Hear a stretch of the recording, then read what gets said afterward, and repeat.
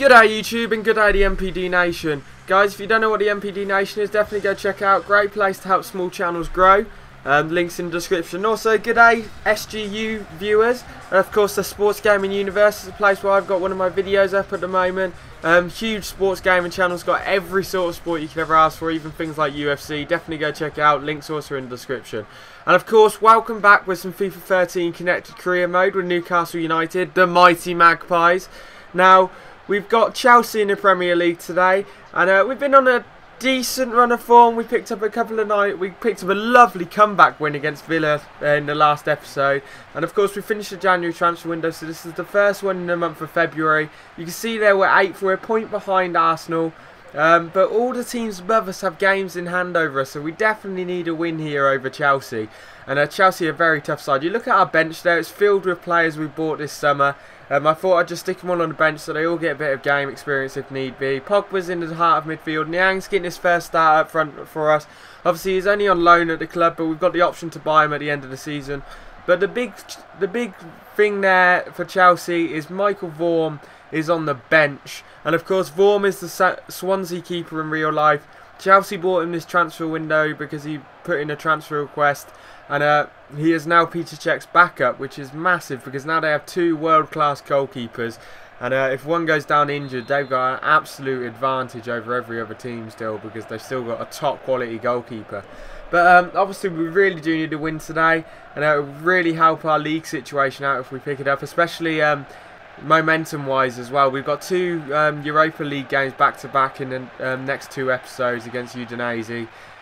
So we really could use some momentum going into those two games because Udinese are a good side. They've got Digne and Lewis Muriel up front, so they've got a very potent attack force. So we could definitely use having a bit of an advantage, especially goal scoring wise going into that game. The goal scoring, if we score a lot in this episode, will definitely give us a bit of momentum and maybe help us in the future. And great shot by Niang. Niang scores on his debut in the 8th minute and it was an absolute beauty. And he's already showing his worth, and he's already given us reason to sign him at the end of this season as well. That's the reason we wanted him, and it's definitely the way we wanted him to start his career here at Newcastle. It was absolutely gorgeous finish, beautiful touch, knocks it past the defender, opened up some space, and then snuck it into the bottom corner. And after 8 minutes here at St James's, we are up 1-0 over Chelsea. Definitely the way we wanted to start. Now, of course, I'm not the happiest of people at the moment. If you didn't know or if you haven't watched it, Newcastle played Benfica, and they hit the post there. Newcastle played Benfica in the second leg of the Europa League quarter-final last night. We needed to win by we needed a 2-0 win to go through. And Newcastle put out a very strong side, and they fought very bravely. We just couldn't pull it off. We went up 1-0 with about 15 minutes to go. And really, we had the chance to go through, but their goalkeeper just kept them in it. We just couldn't break their defence. We had 2 offside goals, and we just couldn't get the final touch. And unfortunately, Benfica in the 2nd minute of extra time went and scored to put the game out of reach for Newcastle. And we did bow out of the Europa League. Now, I think we fought very, very well in that game, and I was very proud to be a Newcastle fan there. But Cabaye has a free kick here for us before I continue on that. So hopefully he's not been great with free kicks the last few games, but I'm looking to put this one into the top corner and beat Peter Cech at his post there. And he goes over the wall, and it's a lovely free kick, sneaks into the bottom corner. I'm not sure if Cech got a touch on it, we'll see in the replay. But after 21 minutes, guys, Newcastle are up 2-0. Definitely the way we wanted to start, and gives us a huge advantage throughout the rest of the game. Hopefully we won't drop any goals, easy goals to them. As you can see, it goes over the wall. Sneaks in. Cech for some reason stopped and doesn't put his arms out, much like the Howard attempt at saving our penalty from Cabaye last week. And definitely poor goalkeeping by Peter Cech. I know he saw it late, but he's still got to get down to that and make a save on that. And maybe that's the reason why they bought Vorm in this January transfer window. You never know. But as I was saying, Newcastle just unfortunately bowed out. But I'll give my recap on the game. Newcastle put a very strong side out to begin with. I was very impressed. The only one I didn't like was Big Ramy, I think it is, starting instead of Marvauex. And Big Ramy's obviously a young lad we bought in the summer. And really, I think he could do with some loan experience. And last night's game proved that. He was awful. He went off at half time, but he was absolutely awful. His touch was poor, everything was poor. It was just very, very bad performance for him. But surprisingly, he came off at half-time for Shola Amiobi. Now, as you all know, I'm not the biggest fan of Shola Amiobi. I think he's a waste of space usually. But he came on last night and looked very, very strong. And that's another goal. We're at 3-0 all of a sudden, guys. Usually we're a team that struggle to score multiple goals. But in the 29th minute, we're against Chelsea here. And we're at 3-0. It was a beautiful turn by Pogba. And then he played the ball to Sissoko. It just took one touch and then smashes it into the corner. So look at it again. Lovely turn. Pogba straight to Sissoko, one touch, and then blast it from outside the box into the bottom corner. I believe that's his 9th goal of the season, and Sissoko's been outstanding for us. I mean, he's already gone up by 5 overall so far this season, so he's been absolutely huge. And we're up 3-0 against Chelsea here, guys. This is definitely not something I expected, especially on Legendary. Although, because it's on Legendary, I expect them to come back in the second half and put up a massive fight. But as I was saying, Shola Amiobi came on for us against Benfica. And he actually completely changed the game. He was dominant over the likes of Luizao and Garay at the back. He was out jumping them and out muscling them, and they just couldn't win any 50-50 balls at the back. And he was knocking them onto Cisse beautifully. Unfortunately, Cisse didn't have his greatest game. In the first half, he missed a couple of chances. One where he could have left it to Cabaye and decided to take it himself and missed it. And then one where he let it go over his shoulder. And unfortunately, they score here. Ramirez sneaks it under Ruffier. And all of a sudden it's 3-1 with 5 minutes to go before half-time. And this could definitely be the start of a Chelsea comeback. Our defence just folded there and left Ramirez open in the heart of defence.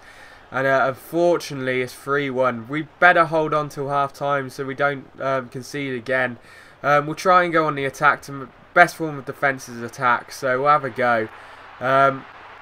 But as I was saying, he completely changed the game, and it was just amazing to see him play like that. He never plays like that. He hasn't got that talent, I'm going to be honest. But he definitely changed the course of the game. Unfortunately, Cisse wasn't on form, as I was saying. He missed a couple of easy efforts, and he did have 2 goals disallowed, both rightly so. They were both offside, to be fair. But still, at the time, I was very pissed off about it. And of course, in the first leg, we also hit the post twice, which definitely would have changed the game completely. As well as that, Santon made the awful mistake with the back pass, which allowed to one of their goals. And we gave away a sloppy penalty, which really shouldn't have been a penalty. And what a beautiful finish. Captain fantastic Johan Cabaye suddenly puts us up 4-1. I'm stunned, guys. I have never played this well on Legendary in my life. You've seen the whole episodes. I'm usually crap, gonna be honest. But for some reason this game we just gelled together. I don't know whether it's the new team or what. It just seems we're gelling together all of a sudden, and teams and players are just playing well with each other, reading each other. We're still being a bit sloppy in defence, as you can see there, but hopefully we can hold on and not concede again before half-time and go in 4-1 up with a nice 3-goal advantage. Ruffier makes a nice low save there, and we'll just throw this ball out, and that should be half-time. But still they get another attack, and they look potent here, and Torres with an absolute gorgeous finish. And once again it shows the longness of the 45th minute. They scored twice in the 45th minute. We scored one, they scored one. And this is just a lovely ball through from Ramirez, and then a gorgeous finish by Torres to put that into the top corner. We did leave him open once again, but still he had a lot of work to do to get that into the top corner. Ruffier covered it well, but it was just a beautiful, beautiful strike. Unfortunately for Chelsea fans, he cannot do that in real life, but hey. But as I was saying, it was just a disappointing day for Newcastle, but still proud of the team. We definitely put up a bit of a fight there, and a few more key players there, and we would have won that. But let's go into the rest of the Europa League action. Of course, Chelsea lost 3-2 on the night against Rubin Kazan, but go through 4-3, I believe, or 5-4, one of them, overall on aggregate. So Chelsea are through to the next round. Then, of course, I believe Fenerbahce beat Lazio, but I'm not 100% sure, so leave that in the comments below. Alongside that, Basel actually knocked out Tottenham last night, which is very, very surprising. I know they were 2-2 after the first leg, and they finished 2-2 again in the second leg. And Tottenham were lucky to go down in, not go down in normal time, to be fair. And oh, he should have scored there. That was a poor, poor finish. But because Basel went 2-1 up actually, and lucky for Tottenham, Clint Dempsey got the late equaliser and put them into extra time, but unfortunately Tottenham went out 4-1 on penalty. But as you can see there, guys, we're making a lot, and all 3 substitutions, and all 3 players have never played for our club before. We've got Guerrero, Yazin and Veen. I'm not sure how to say it. Vian, I don't know. If any French people are watching, definitely let me know how to say it, because hey, he's going to be a key member of our side for years to come. So we definitely need to learn how to say his name. But as I was saying, so there's only one English club left in the Europa League, and that's Chelsea now. Both Tottenham and Newcastle bowed out. So Tottenham are probably the favourites at this moment, either them or not Tottenham, Chelsea. And they score again here. Malouda sneaks one under Ruffier, and all of a sudden it's 4-3, and Chelsea are putting the comeback here. We definitely need to go on the offensive here and get a bit of breathing space again. This Chelsea team is very aggressive and very, very, very good, in all honesty. So we definitely can't afford to sit back at them and give them space like we have been. So we're just going to go right at them with Captain Fantastic himself, Cabaye, there. And it was a poor effort, and Czech, all he had to do was fall to the floor and get that one. But there's about half an hour left in this game, guys, and we're just leading here.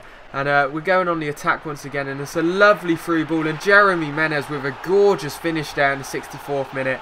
Snuck it under Peter Cech's arm. Beautiful through ball from Ben Arfa. Ben Arfa has been outstanding the last 3 games for us, and he's definitely showing why we don't need to sell him. And there's still not a guarantee that we'll sell him in the summer, but if the right offer comes through, if he's in this type of form, we're going to get rid of him, because we'll get a big offer for him, to be fair. And but I don't want to sell him, to be fair. He's been absolutely brilliant for us the last few games. He wasn't great just before the transfer window, but all of a sudden the transfer window came and he just turned it on. And that's one of the things I want to talk about, actually. In the game last night, Ben Arfa came off the bench, and thank God once again he's fit. And hopefully he's going to play a bigger role in the Sunderland game, because he definitely makes us look so much stronger. I mean, if you watched last night, he was outstanding when he first came on. The Benfica defence just did not know how to deal with him. He was knocking it past all their defenders like it was easy. And he was just brilliant. He tried doing too much at times, but hey, he's the one creative player really on the side, other than maybe Cabaye. And he definitely shows why he's a top quality player, and why so many teams are interested in him, to be fair. And of course, I'm so glad he's back, to be fair, for us, because we really do need him. I mean, the way he created our goal, I know Amiobi knocked it across the box and it took a lucky touch to be able to get to Cisse, but it was Ben Arfa's work that got Amiobi and Cisse that chance. I mean, Ben Arfa's work down the wing was brilliant, and then he knocked it past the defenders, and unfortunately it went into the middle of nowhere. Sissoko and Amiobi didn't read the way Ben Arfa wanted to play the ball, so Ben Arfa took it upon himself to win the ball back, and he did it brilliantly, and there was nothing the defence could do to stop him there. It was beautiful, and we definitely need more of that from Ben Arfa in the future to help us out in this season and guarantee us safety. Of course, we've got Sunderland at the weekend, and that's one of the talking points which will be in the Saturday commentary, which will also be the comment of the week, guys. So make sure you get the comments flowing in tonight so that you can be entered for the comment of the week, guys. We've got a few contenders this week, actually. It's nice to see more people commenting now. I know we've got a couple of Americans and stuff going through each of the episodes now, trying to catch up and understand everything. And of course, anyone else that is going through, make sure you catch up on the previous episodes, leave comments on them. You can still be in with a chance to be entered into comment of the week, no matter what video you enter comment on. It just has to be from this week, of course. And there's a number of candidates through. Of course, remember, guys, they can be from anything to do with the video, any jokes, football jokes that is, anything to do with Newcastle as a club, anything to do with football as a whole. So it can be anything like, what do you think of Man United's interest in Lucas Digne in real life? And if you don't know, Man United are very interested in signing Lille left back Lucas Digne. Of course, Digne plays for us in this series, and he's an absolutely brilliant talent, to be fair. And the rumours are that Fergie has been told by his brother, who is chief scout at Man United, to go after Digne. Of course, United are looking for a long-term replacement for Patrice Evra, and that was almost a lovely effort there, because Evra's contract runs out soon. I believe it's this summer, to be fair, and Man United looking for a replacement for him. So Digne has been put forward. They are looking at people like Ali Sissoko and players like that.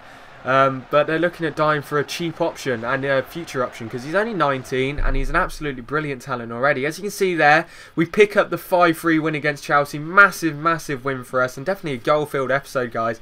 And Cabaye won man of the match. As you can see, Arsenal drew with Liverpool, which is a very good result for us. We definitely needed that. I'm not sure where it puts us in the table. But as you can see, Cabaye's really enjoying life at Newcastle at the moment. And he comes out and says he's really happy with the team. But you'll see we've got back-to-back games against Udinese. So we definitely need the momentum there, guys. And remember to leave a comment, like and subscribe, guys. Share the video. And peace out, YouTube. We're heading into overtime.